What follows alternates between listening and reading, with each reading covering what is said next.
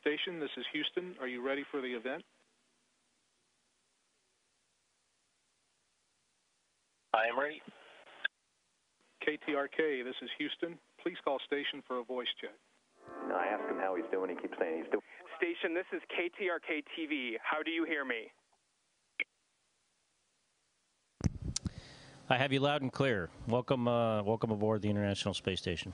Brother and fellow astronaut Scott Kelly. Good morning, Scott. You're going to be talking to Tom and Sharon here in about 30 seconds. Tom and Sharon in about 30 seconds. Twins, but they are best friends. Scott Kelly is currently the commander on board the International Space Station, and during this entire ordeal, he's been on board the ISS in orbit some 220 miles above the Earth. And it's a rare opportunity to talk to anyone on board the space station live. This morning, we are. Scott Kelly joins us now live from outer space to talk about the progress his sister-in-law is making. And Scott, good morning. The progress that Gabby is making seems to defy the odds. That has got to lift your spirits.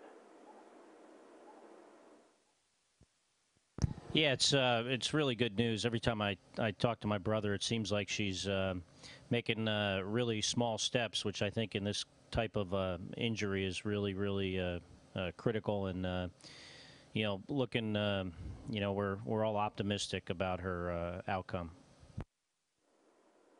Scott, when was the last time you had a chance to talk to your brother? And just from the impression you're getting from him, how do you think he's coping with all of this? I actually, I probably talk to him at least twice a day, in the morning when I get up and then right before I go to sleep. And so I spoke to him actually this morning. And I think he's coping as well as you can in this type of situation. Certainly it's, you know, it's very, very difficult, but I think he's doing as best as good as you could expect anyone to do. Scott, back to that fateful day. How did you hear about the shooting of Gabby, and what went through your mind? Mark said his was just disbelief for a number of minutes. Well, I got a call from the control center in Houston that the chief of the astronaut office, Peggy Whitson, was going to give me a call in a few minutes on a private space-to-ground channel. And when you hear that, you're kind of, you know, expecting bad news to get a call without any heads up to tell you, to have Houston tell you that the chief of the astronaut office is going to, you know, call you soon. And you know, I talked to her a couple of minutes later, and she, you know, told me that you know, Gabby had been shot, and you know, there were certain unconfirmed reports of things, and that was that. It was a pretty quick conversation. Now, when you started getting those first initial reports, had you heard, like some people initially had, that she had died? And what was your first reaction when you may or may not have heard that? Well, I told Houston as soon as I got the word that I wanted to hear any news that the news was reporting, and they, you know, they complied with my request. So they told me, and again on a private channel, you know, the tragic news that was, you know, fortunately turned out to be incorrect. So, yeah, I had heard that, and I knew it was unconfirmed. So it was, of course, you know, a horrible thing to hear. And but I still hope that, since it wasn't confirmed, that it wasn't true, and it turned out, you know, that was the case, which was, you know, fantastic news to eventually hear. Scott, you two are best friends. Has it been frustrating to be 220 miles above the Earth and not be at Mark and Gabby's side?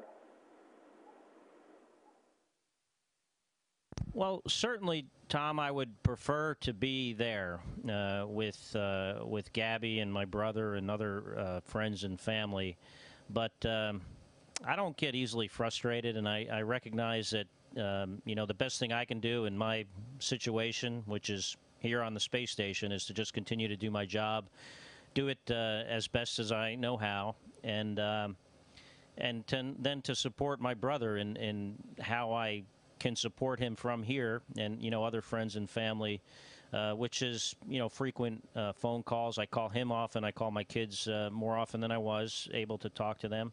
And so, it's not really frustrating. I kind of understand that's, these are the cards we're dealt, and we have to live with them. Now, you mentioned how you were able to talk to your family more often because of this, especially your children, and both of you having 2 children. How have they been able to cope with this, and how have you been able to communicate all of this information to them to keep them calm?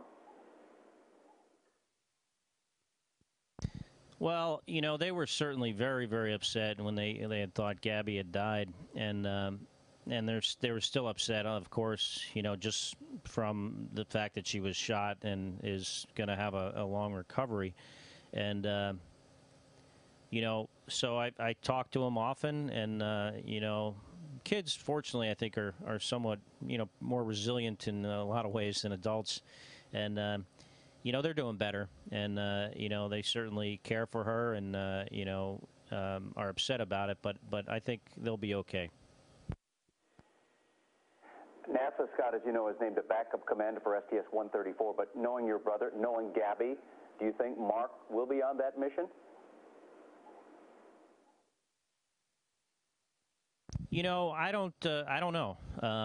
It's possible, and it's also possible that he might not be. It's a decision that he'll make in consultation with the astronaut office and other folks at NASA, and there are a lot of things to consider, but I think he'll make the right decision, and I think he'll also weigh what Gabby would want in this scenario, and I think we'll know something about that in a couple of weeks, within a few weeks from now.